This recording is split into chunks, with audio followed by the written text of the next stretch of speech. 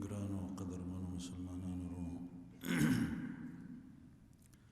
د رسول الله صلی الله علیه وسلم د بعثت نه مخکې د دنیا څه قسم حالاتو جغرافیایي نه بلکې مذهبي د هغې څه تذکره شوې وه او هغه دا چې خانه کعبه چې دا منځ د ټولې دنیا دی دغه وخت کې په هغې کې 360 بوتان په خانه کعبه کې دننه بوت او د خانه کعبې سره بهر چې کوم ته مطاف ویلی کېږي 360 بوتان بیا په هر کور کې د مکې دا بوتان دا هغه مکه ده چې په هغې خانه کعبه ده او د ټولې دنیا مرکز دی او دا بیان شوی چې د خانه کعبې نه شمال او جنوب او مشرق او مغرب گیر شاپیر اطرافو کې تیرې وي کفر و شرک بت پرستی وه جهالت زورو په جزیره د عربستان کې جهالت او غیر شاپیر د کفر او شرک تیاری دغه وخت کې چې کوم دوه غټ حکومتونه روم او فارس حکومت دا کسرا به بادشاه او د دې بنیادی مذهب مجوس او دا زرتشت او آتش پرست دی به اور تخدی وي او اور ته سجدې لګولې او د دې آتش کدی وي چې د دې په نږدې هغه د دې عبادت خانه وي او په هغې کې به په کلونو مسلسل اور بلیدو هغه به مړ کېدو ته نه پرېښو بیا به یې د هغې پرستش کولو او اخلاقي لحاظ سره دا خلک سره د دې چې مال او دولت ډېر زیات لیکن اخلاقی پستی کې مبتلا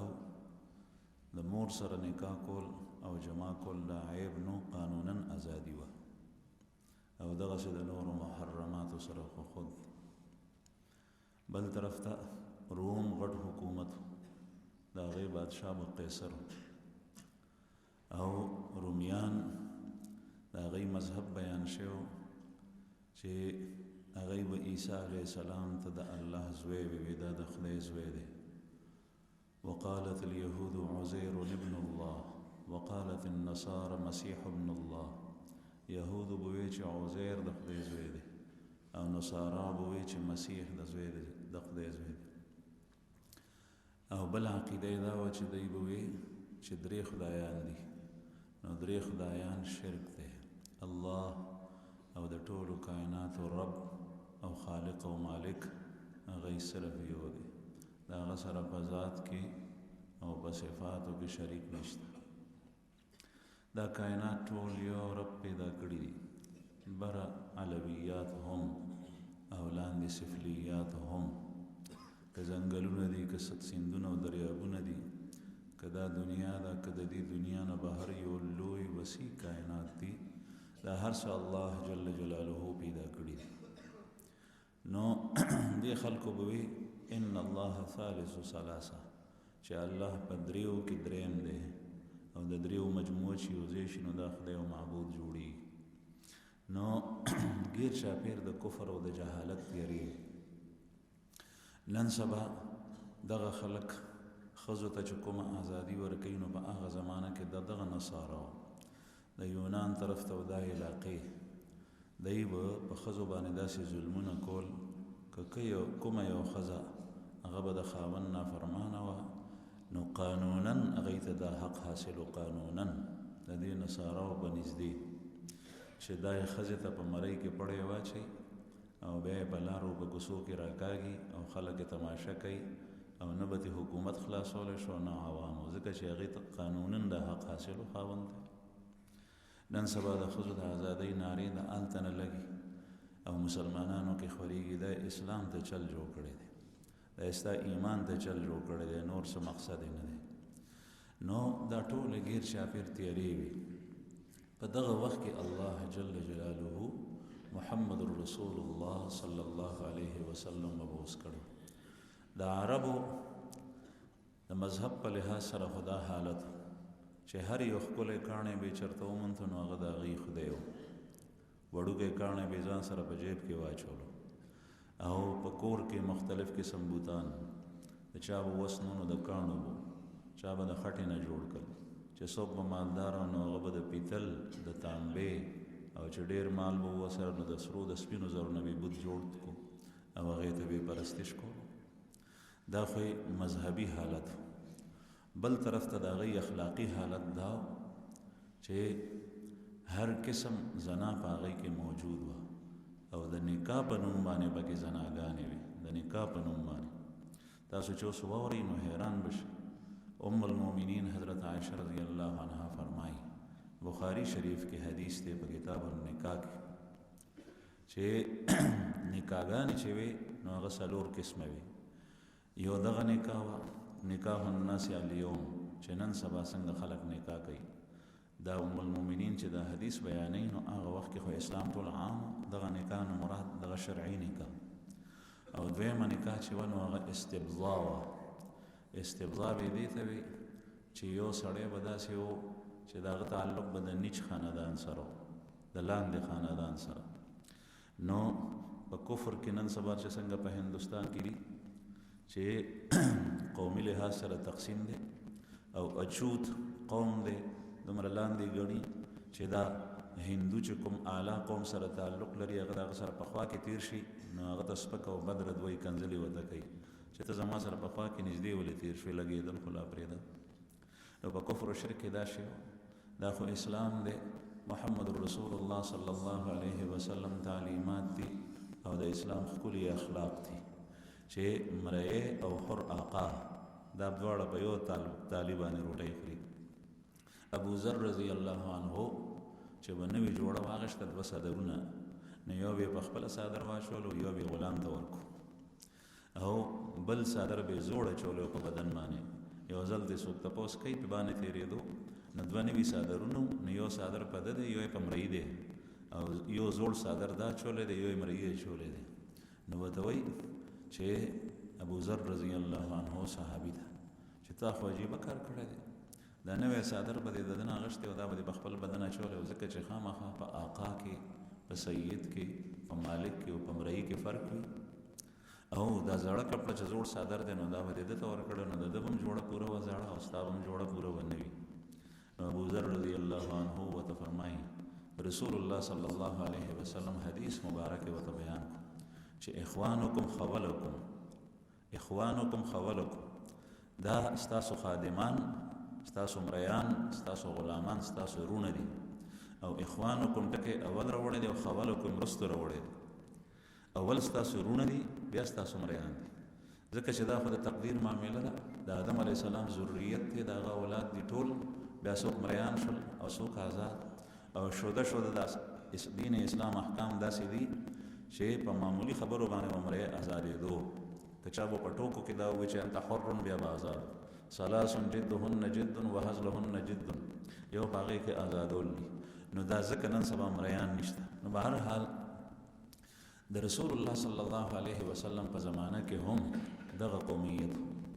نو چې کوم سړی به د نیچ خاندان او د لاندې خاندان سره تعلق وو هغه نه به چې کوم اولاد پیدا کېدو نو هغه هم د هغه په شان ځکه چې سید نه کوم اولاد پیدا شي نو هغه سید سادات بللی کېږي او دغسې چې د کلال نه چمیار نه کوم اولاد پیدا شي نو هغه طرف ته نسبت کېږي د قوم په لحاظ سره. هغه به وي چې زما یو زوی داسې وي چې هغه د اعلی خاندان سره تعلق وي نو ښځې ته به یې ووایي چې ته دا ځل له کپړو نه ووتې او د حیض نه پاکه شوې نو فلانکي سړي څخه لاړه شه. هغه به د قوم سردار و، هغه به د شریف خاندان سره تعلق نو دا ښځه به یې هغه سره واستوله او تر هغې به ورته دې نه نږدې کېدو تر څو پورې چې وې په خېټې پورې حمل نه شوی چې ماشوم به په خېټه شو نو بیا به د هغې نه بس به یې دا کور ته راوسته. دا د نکاح په نوم باندې دا کېده دا څرګنده زنا. دریم ام المؤمنین فرمایي چې د 9 نه کم کسان به یو ښځې ته لاړل او بیا به چې کوم دی نو د هغې سره کوروالی وکړو چې د هغې نه به ماشوم پیدا شو نو بیا به یې دا ټول سړي راوغوستل او د هغه زمانې دستور او قانون ده چې کله به یې دا خلک راوغوستو نو دی به شاته پاتې کېدی نه شول قانوني جرم و د هغې نه راتلل ټول به راغلل بیا به یې ورته وایي چې تاسو ته پته ده چې دا زوی په تاسو کې د یو کس نه پیدا دی نو بیا به دې ښځې چې په کوم سړي ګوته کېښوه چې دا ستا زوی دی نو هغه زوی به وبیا دغسې به بعضې چې کوم دی نو په کور باندې جنډې لګولې وي او هغه کور ته به هغه ښځې سره خلک ننوتل او بیا چې به کله د هغې ماشوم پیدا شو نو بیا به قایف راوست او قایف به هغه سړي ته وي چې هغه به قیافه شناس و هغه به د آثارو د علاماتو د نښو نښانو نه پته لګوله چې دې ماشوم کې د نښې نښانې او آثار د چا سره یو شان دي نو چې کوم سړي سره به برابر شوی نو دې قایف به ووایي چې دا د ده زوی دی نو بیا به یې هغه ته نسبت کولو دا د زوی نسبت چې به یې هغه ته کولو نو د دې په نږدې دا نکاح وه نو اخلاقي حالت د دې خلکو دا رسول الله صلی الله علیه وسلم چې مبعوث شو او الله جل جلاله پیغمبر جوړ کو نو هغه چې لومبۍ نکاح وه چې کومه اوس هم جاري ده د دې اجازت پرېښو دا نور ټولې منع شوې چې دا ټولې زناګانې رسول الله صلی الله علیه وسلم او د انبیاو نکاح په دغه شکل باندې شوي چې کوم جایز صورت او تاسو ته د نبی کریم صلی الله علیه وسلم د نکاح تذکره د ام المؤمنین حضرت خدیجه رضی الله عنها سره هغه مخکې بیان شوي ده او ذکر شوي او زنا زما عزتمندو دا حرامه ده ځکه چې دې سره په ځمکه کې فساد راځي نسل ګډوډ شي نسل انساني الله جل جلاله په دې باندې ډېر غضبناک کېږي بهر حال دا د دې اخلاقي حالت بل طرف ته د غلو او د شکو دا حالت چې معمولی خبرو باندې به یعنی لاره کې به مسافرو ته ناستو چې کله به تجارتي قافله تېرېده نو بیا به دغه قافله به خپلې قبیلې والو لوټله نو بعضې قبیلې هغه مشهورې وي په دې کې هغه مال به یې ترې واخیستو هغوی به د میاشتو سفر کړی او مال به ورسره هغه مال به یې ترې وشکړو غلې به کېدې د قتل و قتال دا حالت چې په معمولي خبرو باندې به جنګونه او پردي خلق ویلی څه کوي چې خپل اولاد به یې قتلولو قرآن کریم کې الله جل شانه څو ځایو کې دا فرمایي ولا تقتلوا اولادکم خشیة املاق تاسو خپل اولاد د فقر د وجې نه مو وژنئ د فقر د وجې نه مو وژنئ لور به یې وژله او زوی به یې وژلو بعضې به زوی د دې وجې هسې بې زامن پرېښول لیکن چې کله به فقیر او تنګ به شو نو بیا به یې ماشومان بچین قتلول وجل به وی چې دې خوراک کوي او کار خو کولی نه شي نو د دې قبله چې زما مال ختمیږي او دته به زه څنګه پوره کوم نو هغه ماشوم بچی به یې قتل کړو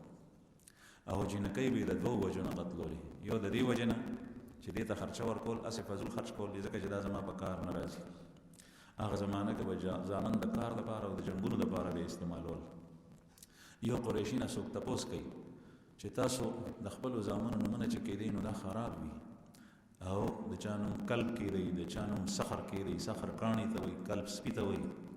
او د چا نوم ساق کېدی ساق تندر ته وایي دا ګډ ګډ نومونه د زامنو کېدی او د غلامان نومونه چې کېدی نو هغه یسار نافع رباح چې د هغې معنی ښې دي یسار معنی آسان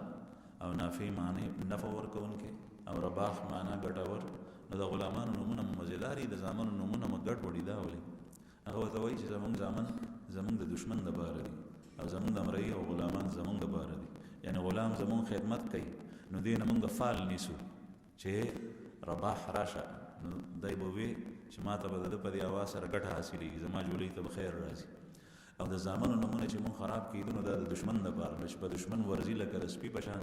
یا د زمري په شان یا د تندر په شان یا حرب به نوم کې خو حرب جنګ ته وایي یا به اور نو د دې په شان ورځي نو دا نومونه هغې دپاره ذکر کړي نو بهرحال بچي به یې بیا قتلول او لوڼه به یې بیا قتلولې نو د لوڼو باره کې دا د هغې خیال او سوچ و چې دا لور خو زما په کار نه راځي دا به یې قتلوله وجله هم او کله به یې ژوندۍ ښخه چې لږه به لویه شوه نو بیا به یې ژوندۍ ښخولې داسې واقعات څو ځله شوي رسول الله صلی الله علیه وسلم ته بعضې خلکو د اسلام راړو نه بس خپل واقعات بیان کړي او د مکې مکرمې په هغه زمانه کې مشهور قبرستان کې داسې بچی وړې چې هغه ژوندۍ یې په ځمکه ښخ کړی وي هغه مشهور دي هغه آثار تر اوسه پورې باقي شته قرآن کریم کې الله جل جلاله فرمایي واذا الموءودة سئلت او یاد کا هغه وخت په قیامت کې به د موعودې نه تپوس کېږي موعوده هغه ماشومه چې هغه ژوندۍ په قبر کې په خاورو کې ښخه شي خاورې به پرې وړولې بهرحال دا د هغې اخلاقي حالت هر قسم ته ګندګي او بدي په هغې کې موجود و بیا تیرې وي دغه وخت کې چې کله تیاره ډېره زیاته شي نو یو وخت بیا داسې راشي چې بیا سبا راخیږي. نو د رسول الله صلی الله علیه وسلم د بعثت نخې نښانې هغه الله جل جلاله څرګندولې. محمد رسول الله صلی الله علیه وسلم ولادت خو شوی په مکه مکرمه کې، خو د 40 کالو په عمر کې الله جل جلاله پیغمبري ورکړ. یهود او نصاراو ته د رسول الله صلی الله علیه وسلم د علاماتونو د خپلو کتابونو نه پته لګېدې چې دا هغه ورځ یو يهودي دی په مدینه منوره کې د رسول الله صلی الله علیه وسلم د بعثت نه مخکې ابن الهیبان دا غنو دی، بنو عبد الاشهل قبیلې کې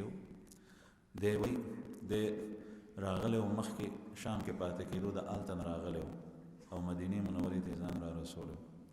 نو د یو ورځ د دې قبیلې د مشران راغون کړ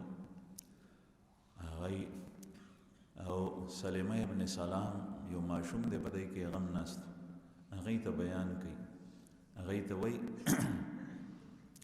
چې دا هغه ورځ چې په دې ورځ کې نبی آخر الزمان هغه پیدا کېدو واله دی او دا هغه چې څوک ومني نو هغه به جنت ته ځي او چې څوک دا هغه مخالفت وکړي نو هغه به جهنم ته ځي. نو خلق ناستو نو هغه په جنت او په جهنم نه پوهېدل. هغه ورته وایي دا جهنم څه شی دی؟ جنت خو باغ ته وایي په عربی کې، لیکن جهنم په مطلب نه پوهېده. وایي دا یو لوی تنور دی او چې څوک نافرمانه وي نو هغه به په هغې کې غورځېږي. نو هغوی ته دا خبرې ټولې هغه زمانه کې ناشنا ښکارېدې. نو بیا ترې نه تپوس کوي چې ټول تفصیلي ورته بیان کو. هغوی ته خو پته وه د تورات او د خپلو کتابونو نه. وایي چې دا به څومره وخت ستا څه خیال دی څومره وخت پس به دی راځي؟ نو دغه سلیمه ابن سلام دا ماشوم ناستو وی دی چې ځوانۍ ته رسي نو هغه به راغلی. او دا یاد ساتئ چې هغه سره به جنګونه کېږي او په هغې کې به وینې تویږي چې څوک د هغه مخالفت کوي. نو بهتر دا ده چې د هغه په ډله کې شامل شئ تاسو. دغه ابن الهیبان وایي دا داسې نیک سړی او یهودي چې دغه راوي وایي چې کله به باران بند شو نو بیا به خلکو دته وایي چې دعا وکړه. نو ده به ورته وایي چې دعا نه کوم تر څو پورې چې تاسو صدقه نه ورکړي. وایي څومره صدقه ورکړو؟ وایي یو ساع کجوري د الله په نوم باندې ورکړي چې یو ساع تقریبا 3.5 سیره جوړي یا 4 کیلو.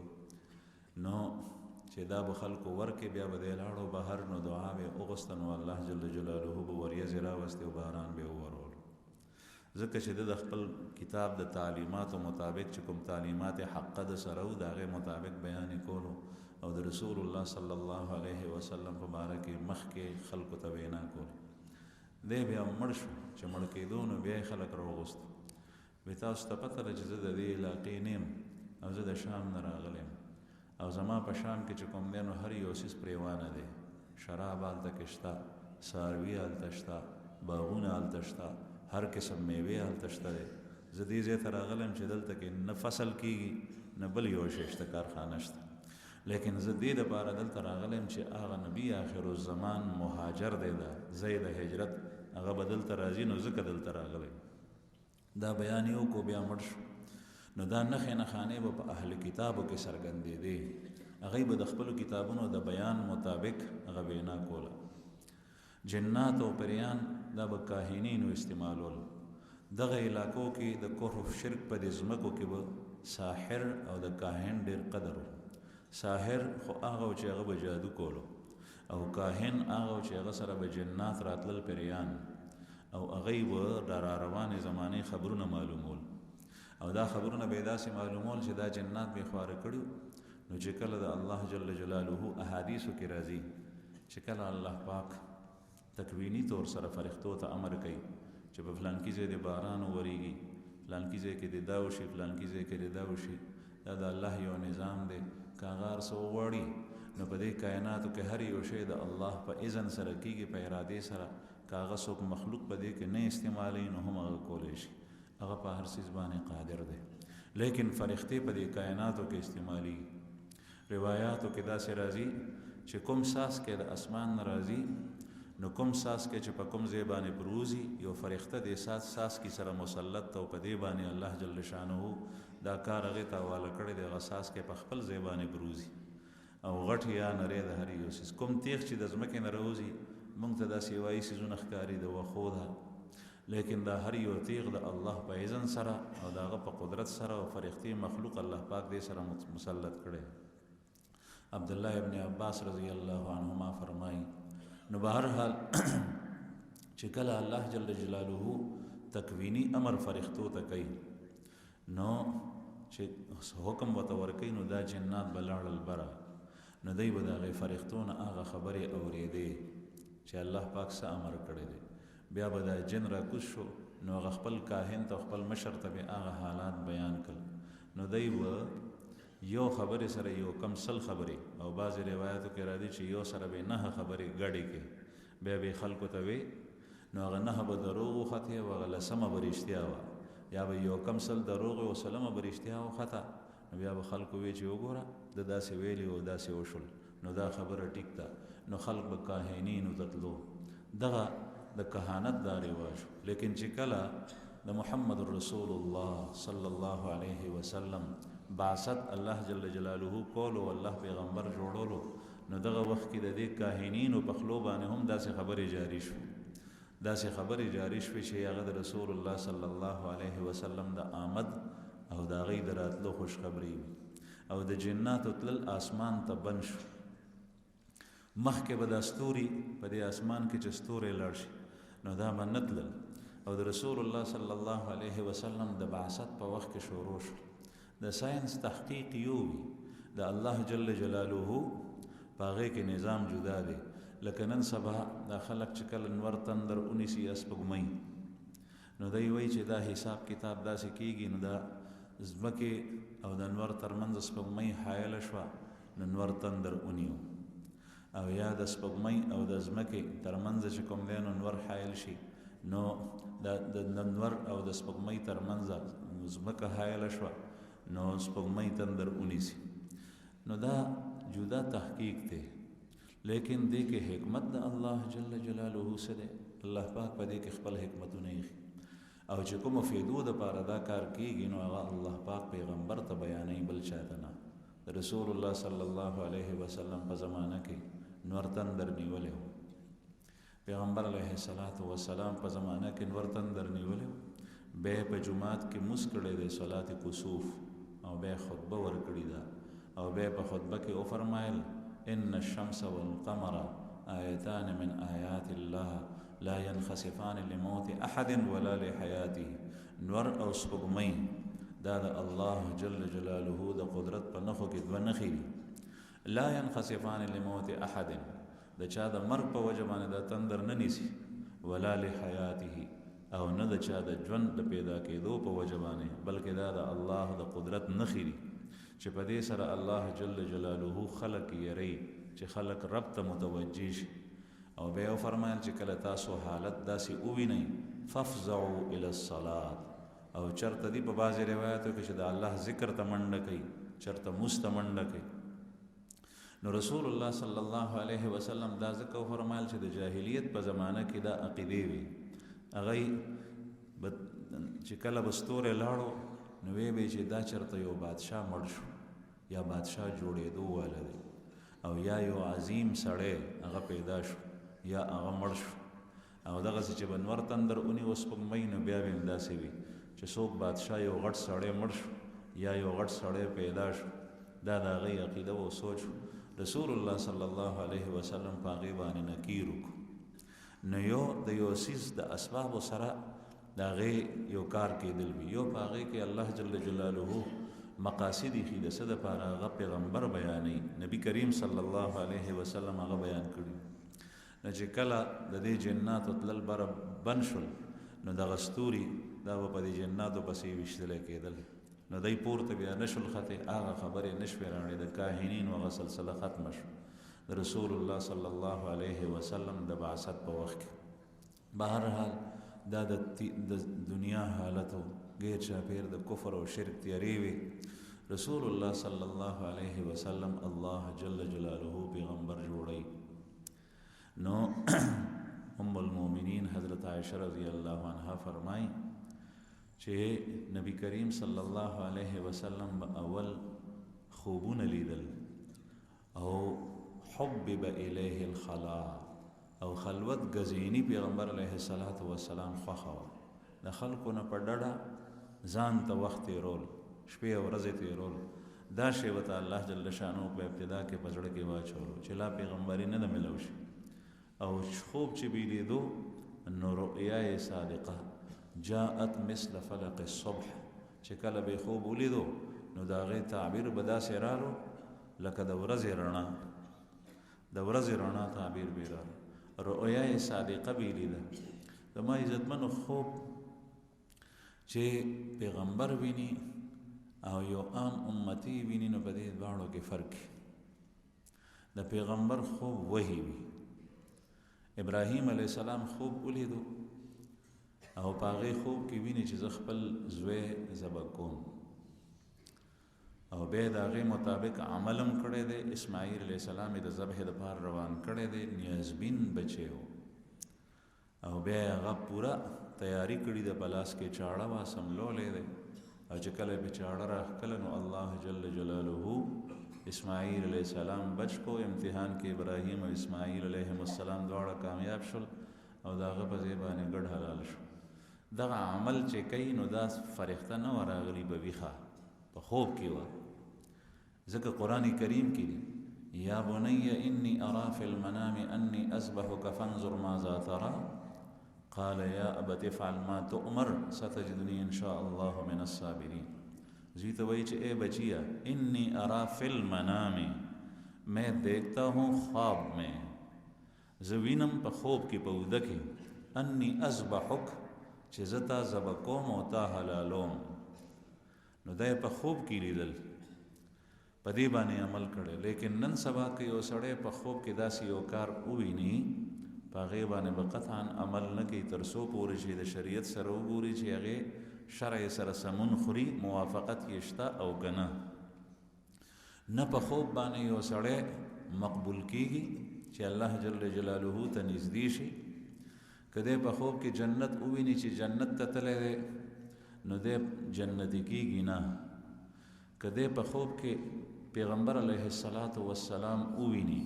صحابه وویني لیکن د ده عمل بد وي دی زانی وي دی شرابي وي دی کبابي وي دی شکمار وي دی ډاکمار وي نو د دې دا مطلب نه دی چې د خوب لیدلی د ده د عمل درست دی عمل به دی د شرع په ګسوټۍ باندې ګوري قرآن پاک د رسول الله صلی الله علیه وسلم احادیث په هغې باندې وي ګوري د ده د خوب تعبیر کیدی شي د دې تعبیر څه دی نو د خوب بیا تعبیر مختلف وي او د خوب تعبیر هغه کس بیانولی شي چې چا سره علم وي او د خوب په تعبیر باندې پوهیږي هم کله یو سړی عالم هم وي لیکن د خوب په تعبیر نه پوهیږي یو علم د خوب د تعبیر او دویم هغې سره سره هغه کس ناصح وي صالح وي خیرخواه او تقوادار وي چې تا ته ستا د خوب صحیح تعبیر بیان کړي که ستا خیرخواه ناصح دی نی هغه تا ته د خوب تعبیر صحیح نشي بیانولی دویم چې هغه عالم نی د خوب په تعبیر باندې پوی نی نو هغه ته خوب مه بیانو نو خوب نن سبا د خلکو هغه درې قسمه کیدی شي یو رؤیای صالحه چې هغه رښتینی خوب وي او یو هغه چې هغه حلم وي دروغ وي او یو هغه چې تحزین من الشیطان د شیطان د طرف نه دغه کس چې کوم دی نو شیطان یری په خوب کې نو په خوب کې ورته مختلفو شکلونو سره راځي رسول الله صلی الله علیه وسلم ته یو کس راغلو وی چې ما خوب ولیدو یا رسول الله چې زما سر دی پرې کړی دی او زما په تلی کې دی او وینې ترې نه بهیږي ورته یې وفرمایل چې دا شیطاني خوب دی نو کله شیطان دا عمل کوي چې دا انسان ویلی دي د تحزین من الشیطان وایي چې کله شیطانی خوب سړی وویني د ویرې نو حدیث مبارک کې د هغې علاج راځي چې دی څنګه پاڅېدو نو ګس طرف ته د درې ځله توکي اعوذ بالله من الشیطان الرجیم دا دی ووایي او کله انسان تصورات او خیالات دې ته حلم وایي هغه په خوب کې متشکل شي د ورځې چې کوم کارونه کول او ډېره زیاته دلچسپي په څه کې هغې شته نو هغه خوب دی بیا د شپې ویني د شپې ورته هغه څیزونه متشکل شي مثلا د دکان ورسره غم دی د کاروبار ورسره غم دی یا بهر په سفر باندې روان دی نو دی وایي چې جهاز ته وختم او داسې وشول او داسې وشول نو دا خیالات دي نو د دې څه تعبیر نی او دریم قسم خوب دی هغه رؤیای صالحه دی، رؤیای صالحه هغه رښتینی خوب دی. او رؤیای صادقه یو صالحه وي چې د په حق کې خیر وي، یو صادقه وي چې هغه رښتینی وي اگر که د په حق کې هغه خني. یو ځل زما یو شاګرد هغه حج ته تللی نو حرم شریف کې او حرم مکی کې، نو ما ته دلته نو ټلیفون وکړو، ډېر پریشان وم. ما ته وایي چې ما خوب لیدلی دی، دا ټلیفون مې دې دپاره وکړو، زه سخت پریشان یم، که زما دا پریشاني ته ما ته تعبیر د دې ووایې. نو ما ورته چې راځي درته به ووایم. نو خوب یې دا بیان کړو چې زه د حرم شریف په هغه پوړیو باندې راکوزېږم، اسکلیټر ورته وایي چې کومې د بجلۍ هغه پوړی وي چې خیږي او کوزېږي. وی په خوب کې وینم چې د حرم شریف په پوړو باندې راکوزېږم، نو چې څنګه مې باندې په لومړی پوړی د بر نه قدم کېښود، لاندې مې وکتل، نو نبی کریم صلی الله علیه وسلم نبی کریم صلی الله علیه وسلم مې ولیدو چې هغه د پوړو نه ښکته پرېوتی دی او د ماشوم په شکل کې دی او د عربو د ابرګ رومال یې په سر دی. نو زه ډېر زیات پریشان یم چې پاڅېدلی یم چې دا ما څنګه خوب لیدلی دی. نو ما چې خوب واورېدو نو زما هم طبیعت خفه شو. ما ورته وویل چې داسې ښکارېږي چې په عربو باندې څه سخت حالت را روان دی، سخت حالت په باندې را روان دی، او تم دعا کو زه به هم دعا کوم. هغې پسې یو څو ورځې پس چې یو څو ورځې پس مو واورېدل چې یهودو اسرائیلو په فلسطین باندې په غزه باندې غټه حمله کړې وه، ټینکونه یې دننه کړي وو، پورته نه یې باندې جهازونو نه بمبار کولو، لاندې ټینکونو سره د هغې آبادۍ ورانولې، چې څنګه د هغې عادت دی مخکې نه را روان دي. الله جل شانه دی دا یهود باعث د عبرت وګرځوي، او الله پاک دې مسلمانانو ته غیرت نصیب کړي، دي مسلمانانو حکمرانانو ته چې ټول د کافرو په مقابله کې یو ډله شي. نو بهرحال خوب کله صادق وي د غم، لیکن رښتینی خوب وي. خو د عام انسان خوبونه دا درې قسمه کېدی شي، او د پیغمبر خوب هغه وحی وي. رسول الله صلی الله علیه وسلم به د نبوت نه مخکې چې لا پیغمبري نه ده میلاو شوي، رښتینی خوبونه به یې لیدل. ام المؤمنین حضرت عایشه رضی الله عنها فرمایي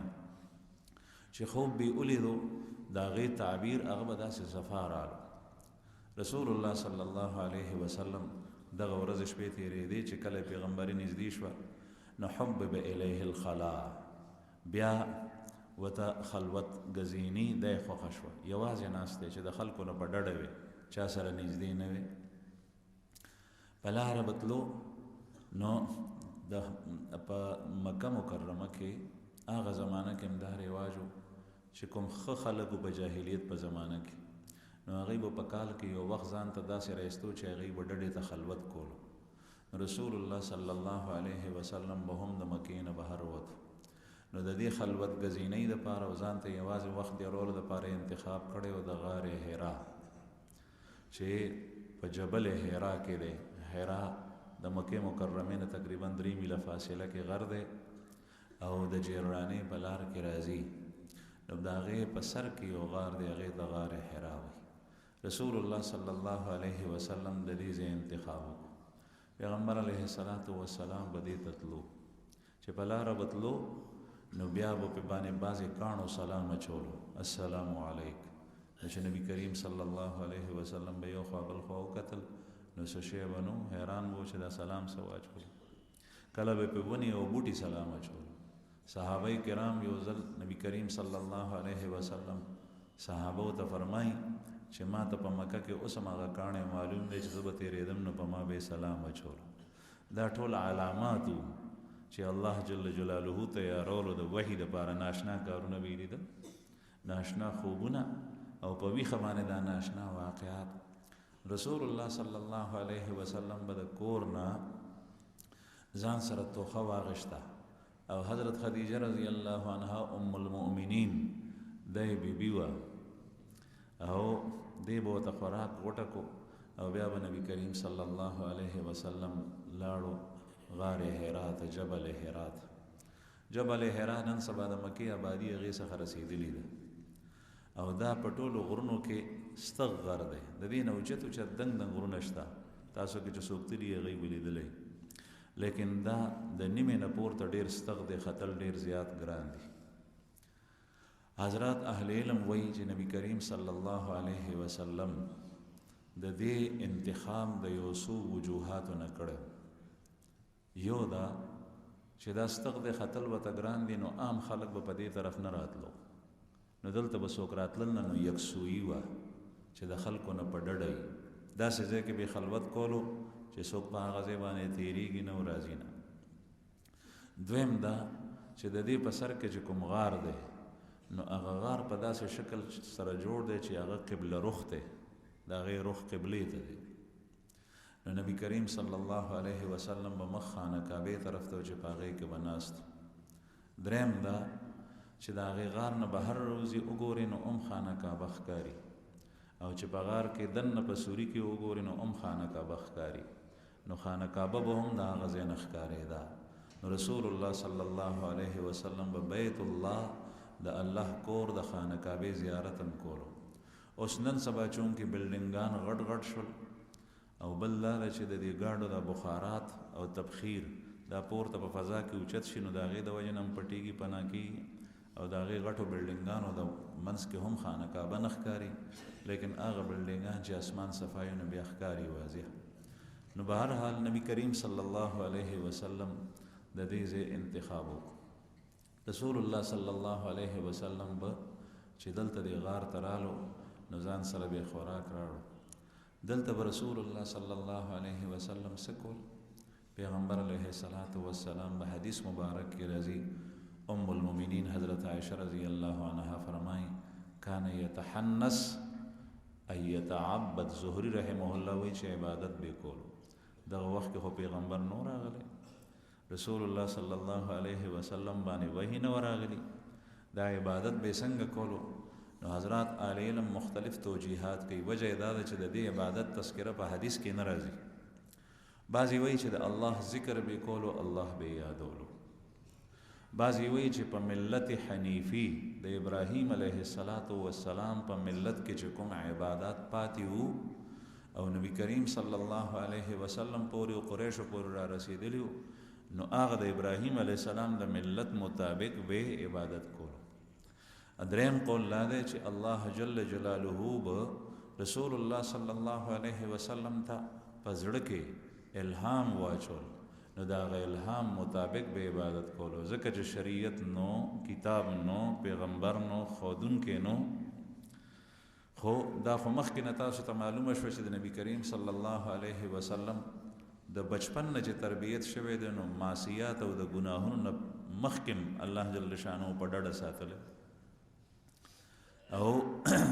بعضې نور کسان هم داسې وو د رسول الله صلی الله علیه وسلم مخکې د ګناه نه په ډډه د کفر و شرک په زمانه کې چې به د بوتانو په نوم باندې کومې ذبح و حلالې وشوې نو نبی کریم صلی الله علیه وسلم د هغې غوښه نه خوړه او په دغه مکه کې یو بل کسو زید ابن عمر ابن نوفیل چې هغه د نبی کریم صلی الله علیه وسلم د بعثت نه مخکې مړ دی هغه به هم د بوتانو نه په ډډه او بیا به دا حلالې د حرامو نه خوړې هغه د دې څیز نه بیزار او خانه کعبې سره به ډډه والي و زید ابن عمر ابن نوفیل دا د حضرت عمر رضی الله عنه په رشته کې تره کېږي او د حضرت عمر رضی الله عنه د پلار نوم دی خطاب او دا زید د هغه ورور دی نو دی به خانه کعبې سره ناستو خلکو ته به یې وی چې عجیبه ده تاسو چې کوم دی نو د دې بوتانو پرستش کوئ حالانکې دا مو په خپلو لاسو جوړ کړي یو ځای کې د زید ابن عمر ابن نوفیل او نبی کریم صلی الله علیه وسلم د مکې نه بهر په یو ځای کې یو ځای شو نو هلته یو قریشي غوښه راوویسته نو رسول الله صلی الله علیه وسلم ورته فرمایي چې زه دا نه خورم ځکه چې تاسو د دې الاله د بت په نوم باندې کړي دا زید ابن عمر ابن نوفیل هم نه خوړه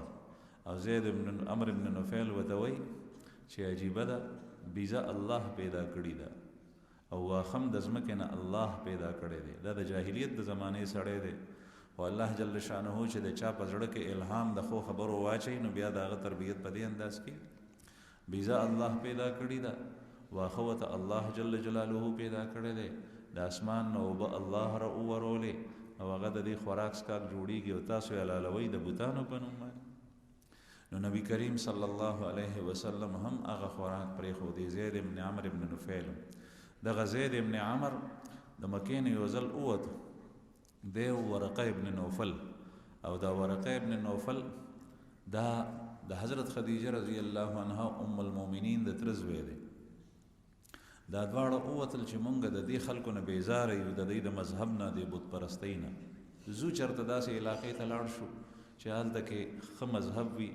او د الله جل جلاله عبادت کېږي. نو دوی د یهودو سره یو ځای شول، د نصاراو سره یو ځای شول، خو هغوی هم ټول په ګډو وډو سرو، نو د هغوی مذهبونه هم خوښ نه شول. نو ورقه ابن نوفل خو نصراني شو، او بیا یې د هغوی د کتاب د تورات د سریانۍ او عبرانۍ ژبې نه بیا ترجمه کوله عربۍ ته، او هغه کتاب یې ځان سره راوړ او د هغې عالم جوړ شو. او دا زید ابن عمر ابن نفیل چې و، دی چې کله د هلته نه مایوس سره واپس شو، نو په یو دشته صحرا کې هلته کې لاس پورته کړل، ویې چې یا الله زه خو وګرځېدم، ما وی چې ستا معرفت ما ته څوک راکړي او ستا باره کې ما ته څه خبر راکړي، او ما ټول خلک ولیدو چې هغوی ستا باره کې ما ته څه نه وایي، او زه په هماغه ملت د ابراهیم علیه السلام باندې یم. نو په لار راتلو بنو لخم یو قبیله ده، د هغې کسانو دی مړ کړو او هغه ځای کې لاړو. رسول الله صلی الله علیه وسلم نه یو ځل حضرت عمر رضی الله عنه چې هغه د دې زید وراره او سعید ابن زید چې د حضرت عمر رضی الله عنه د تره زوی دی او اوښیم دی، د حضرت عمر رضی الله عنه خور په سعید ابن زید مرام نوفیل باندې واده وه، او د هغه خور په حضرت عمر رضی الله عنه باندې واده وه. دې دواړو نبی کریم صلی الله علیه وسلم نه تپوس چې یا رسول الله دا زید ابن عمر داسې ښه سړی نو آیا د دپاره مونږ دعا غوښتی شو؟ دی خو ستاسو د بعثت نه مخکې تللی دی. نبی کریم صلی الله علیه وسلم ورته وفرمایل چې او دعا ورته غوښتی شي، بلکې دی خو چې پورته کېږي نو دی به یو پوره امت وي. امت مطلب دا دی چې کوم کار په خپله زمانه کې کړی دی نو پوره جماعت او ډله هغه کار نشي کولی دی چې کړی دی، ځکه چې هغه خو د الله جل شانه نه غوښتل، خو د هغه رهنمایي چا نه کو. نو عرض مې دا کولو چې نبی کریم صلی الله علیه وسلم به دې غار کې عبادت کولو، په کومه به توګه به یې کولو مختلف اقوال دي. نو بعضې وایي چې الله جل جلاله به ورته په زړه کې څه خبرې القا کړي بغیر د فرښتې نه، نو هغه طریقې سره به عبادت کولو. ام المؤمنین حضرت خدیجه رضی الله عنها کله به نبی کریم صلی الله علیه وسلم سره خوراک ختم شو، نو پیغمبر علیه الصلاة والسلام به لاړو کور ته، نو نوره توښه به یې ځان سره راړه او بیا به یې هغه خوړه چې څو ورځې پورې به هغه و، نو تر دومره پورې شپې به یې کولې. او کله به حضرت خدیجه رضی الله عنها هغې به ورته خوراک راړه، توښه به یې راړه او ورته به یې ورکړه. نبی کریم صلی الله علیه وسلم باندې په دغه غار کې بیا وحی راغلی دی، انشاءالله هغې تفصیل به بیا چې ژوند مې بیانېږي. واخر دعوانا الحمد